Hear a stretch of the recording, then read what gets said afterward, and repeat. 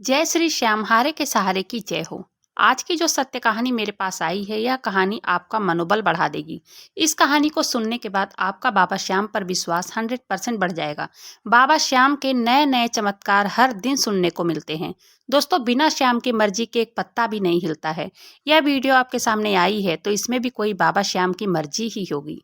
दोस्तों, कलयुग में व्यक्ति प्रभु को भूला है, जिससे जीवन में कष्ट बढ़ते जा रहे हैं। संत जन का कहना है कि जिसने भी प्रभु के नाम को अपना लिया, उसका तो बेड़ा पार होना निश्चित है। आजकल की भागदौड़ भरी जिंदगी में अगर आपको नाम जपने का समय नहीं मिलता है, तब आप एक काम कीजिए कि चलते फिरते उठते बैठते नाम जप करते रहिए। तब इससे सारी समस्याएं भगवत कृपा से समाप्त हो जाएंगी। मन का पाप भी धुल जाएगा, मन का भटकना भी खत्म हो जाएगा। संतों के प्रति प्रेम भरा आकर्षण उत्पन्न होगा, प्रभु के नाम पर विश्वास उत्पन्न हो जाएगा। केवल और केवल निरंतर प्रभु के नाम का जाप करना है।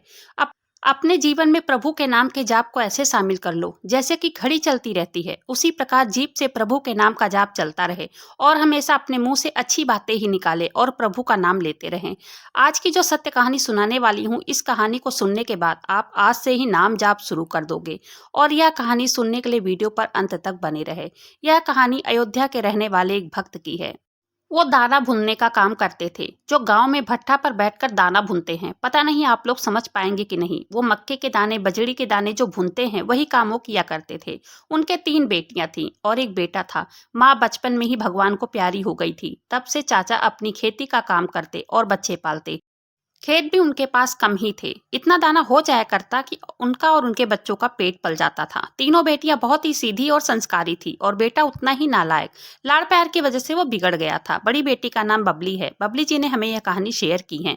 वो कहती हैं कि हमेशा पापा मेरी शादी को लेकर चिंता में लगे रहते थे। मेरी उम्र 25 साल की हो गई थी। मेरी दोनों बहनें भी शादी लायक हो गई थी। मेरा भाई आवारा दोस्तों के साथ घूमता और जहां देखो वहीं चोरी करता, मारपीट करता, बीड़ी पीता। मुझे बहुत टेंशन होती कि हमारी शादी होने के बाद मेरे पापा का क्या होगा। हमेशा दिमाग में यही बात बनी रहती कि एक ही बेटा है, वो भी नालायक निकल गया। तब मेरे ताऊ एक दिन कहने लगे कि बेटी की शादी कर दो, पूरा गांव थू थू कर रहा है।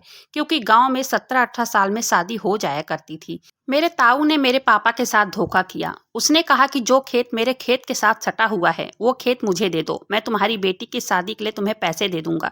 तब मेरे पापा तैयार हो गए। उन्हें कहीं का रास्ता नहीं दिख रहा था। तब मेरे पापा ने मेरी शादी देखना शुरू कर दिया। शादी भी मिल गई और शादी की तारीख भी पक्की हो गई। शादी की तारीख 3 महीने बाद की थी। तब मेरे पापा ताऊ के साथ कोर्ट पहुंच गए, खेतों को उनके नाम करने के लिए। उन्होंने कागज पहले ही बनवा रखा था। तब मेरे पापा ने अंगूठा लगा दिया। मेरे पापा पढ़े लिखे नहीं थे।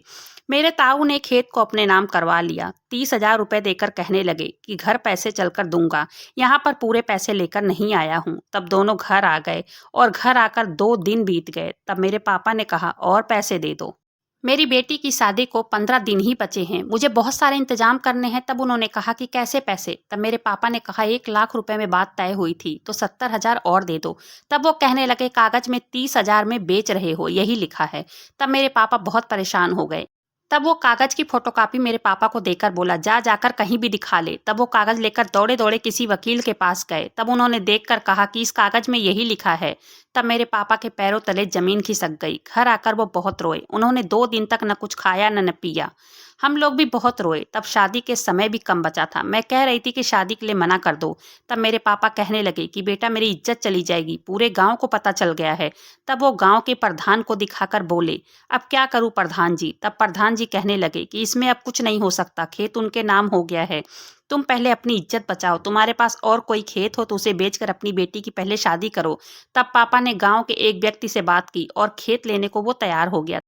तब पापा ने पैसे लेकर उसके नाम खेत कर दिया और दुखी मन से मेरी शादी की। शादी करने के बाद मैं अपने ससुराल चली आई। फिर उसके 15 दिन के बाद मेरी विदाई करके पापा फिर से ले गए। उस ताऊ के साथ लड़ाई चल रही थी। लड़ाई भी क्या करते, वो कहते हैं ना जिसकी लाठी मजबूत होती है भैंस भी उसी की होती है। जब भी लड़ाई होती तो उनके बेटे लाठी लेकर मारने चले आते। उनके 3 बेटे थे। हम हर जगह से हार गए थे। एक दिन मेरा भाई गांव के ही लड़कों से मारपीट करके आया था। तब गांव के कई लोग मेरे घर आए और बोले अपने बेटे को समझा लो, नहीं तो ठीक नहीं होगा। तब पापा ने मेरे भाई को बहुत डांटा, बहुत मारा। उसके बाद वो घर से निकल गए, चले गए गुस्से में। उसके बाद वो 4 दिन बाद घर वापस आए। तब मैंने उनसे पूछा कि पापा आप कहाँ थे। तब वो बताने लगे कि वो तालाब किनारे बैठकर रो रहे थे। तब गांव के पुजारी जा रहे थे मंदिर में पूजा पाठ करके। शादी ब्याह करवाते हैं वो, पूजा पाठ करते हैं। तो वो कहने लगे क्यों रो रहा है। तब मेरे पापा ने कहा कि तुमसे क्या छुपा है पंडित जी, सब कुछ तो जानते हो। मेरा मन कर रहा है कि तालाब में ही जल समाधि ले लूं। तब पंडित जी ने बहुत समझाया, उनको दिलासा दिया।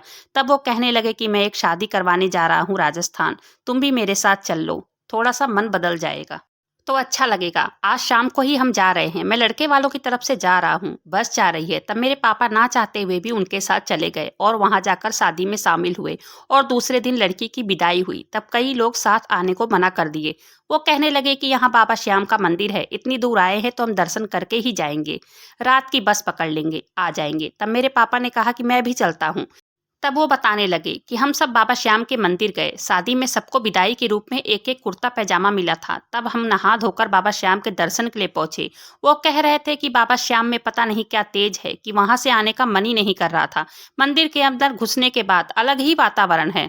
तब उन्होंने रो रो कर बाबा के सामने अपनी व्यथा कह दी और शाम हुई। जो साथ गए थे वो कहने लगे कि चलो रात में बस पकड़नी है। तब मेरे पापा ने कहा तुम लोग जाओ, मैं यहीं रुकूंगा, मैं अपने आप आ जाऊंगा। तब वो 2 दिन तक वहीं बाबा की सेवा की। कोई काम देखते तो वो खुद उठकर कर देते। वहां पर 2 दिन रुके। 2 दिन में वो कह रहे थे कि बेटा, मन इतना शांत हो गया कि जो 4 दिन पहले अपने आप को खत्म करने के लिए सोच रहे थे, वो आज मेरे सामने इतना हंसता चेहरा लेकर आए हैं। तब वो कहने लगे बेटा, मुझे वहां जाकर बहुत शांति मिली। घर आए थे, मैंने उन्हें चाय पानी दिया। तब मेरा भाई आकर पापा के पैरों में गिरकर रो रो कर माफी मांगने लगा। कह रहा था पापा, मैं आज के बाद गलत काम नहीं करूंगा। जब आप चले गए थे तब मुझे एहसास हुआ कि मैं बहुत गलत कर रहा था, मुझे काम ऐसा नहीं करना चाहिए था, मुझे अपने पापा की मदद करनी चाहिए थी। तब वो ड्यूटी ढूंढकर काम करने लगा और पापा भी अपना काम करते और 4 खेतों में से जो 2 खेत बचे थे वो खेतों पर जाते काम करते। तकरीबन 15 दिन के बाद जिस ताऊ ने मेरे पापा के खेतों को धोखे से हड़प लिया था, वहां से खबर आई कि उनके बड़े बेटे को लकवा मार दिया है। बाबा श्याम ने मेरे पापा के साथ न्याय किया, 1 साल उसका इलाज करवाया, फिर उसका देहांत हो गया, पैसे भी गए और बेटा भी गया। हम लोग रोज बाबा श्याम की पूजा नाम जप करते हैं। मेरा भाई भी नौकरी करता है, अब सुधर गया है, पैसे इकट्ठे करके मेरी बीच वाली बहन की शादी भी कर दिया है। अब एक छोटी बहन की शादी करनी है। अब घर में सब कुछ ठीक चल रहा है। बाबा श्याम की हमारे ऊपर इतनी कृपा है कि मैं शब्दों में बयान नहीं कर सकती हूँ। बस यही कहती हूँ कि बाबा श्याम की कृपा सदा हमारे ऊपर बनी रहे। तो बबीता जी की ये सत्य कहानी यहीं पर समाप्त होती है। तो यह सत्य कहानी पसंद आए तो वीडियो को लाइक और बाबा श्याम के चमत्कार की वीडियो देखने के लिए चैनल को सब्सक्राइब जरूर से कीजिएगा। कमेंट बॉक्स में बाबा श्याम नाम का जयकारा जरूर से लगाइएगा। मिलते हैं फिर ऐसी किसी वीडियो में, तब तक के लिए जय श्री श्याम, हारे के सहारे की जय हो।